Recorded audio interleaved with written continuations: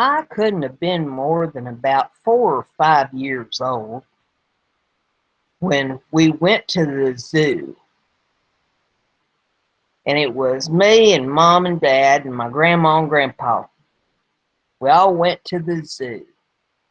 And they had me in like a little kind of stroller cart thing, you know, because little legs get tired of walking for long distances, and it was easier to manage me that way. And so they're pushing the cart there with me in it and around all the exhibits, looking at all the animals. And I still remember it pretty clear, you know, the giraffes and the elephants and the zebras and all the different kinds of critters and stuff that they had there at the zoo. And went through the building that had all the exhibits with the tarantulas and bugs and stuff in there. And my grandpa kept complaining basically that he was wanting to go to the ape house. He kept calling it the ape house. I want to go to the ape house. I want to see the apes.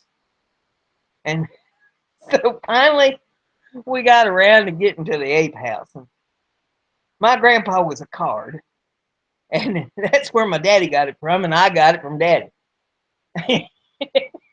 We're always getting in some kind of a scrape and some kind of meanness somewhere along the line. And once in a while, it catches up to us. Well, on this day, it caught up to Grandpa.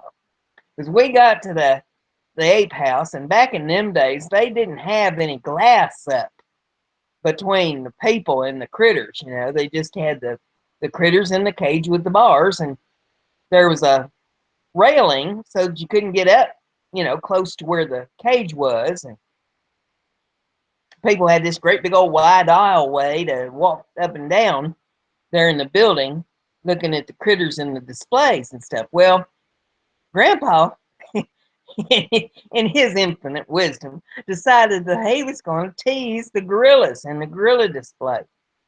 And so he'd stick his hands up in his armpits, you know, and scratch and make faces at him. And he'd stick his thumbs in his ears and wiggle his fingers at him. And I still remember him doing that. Well, this gorilla in this cage, he got fed up with it. He wasn't about to put up with somebody acting like that.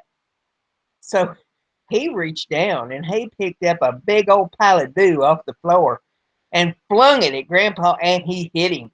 I mean, that doggone gorilla, he should have gone out as pitcher for one of the major league teams because he was right on the doggone target.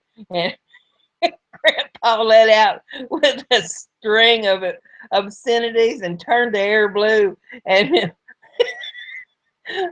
they couldn't get my cart pushed out of there fast enough. And Granny, she's trying to clean Grandpa up, and he was a mess. He stunk all the way home. I don't think we stuck around the zoo much longer after that because he was such a mess. Oh, but I'll tell you what, I've done a lot of thinking about that over the years, and there's a good lesson in that. You need to be doggone careful who it is that you monkey with, because they might monkey with you back, and it might not be so funny.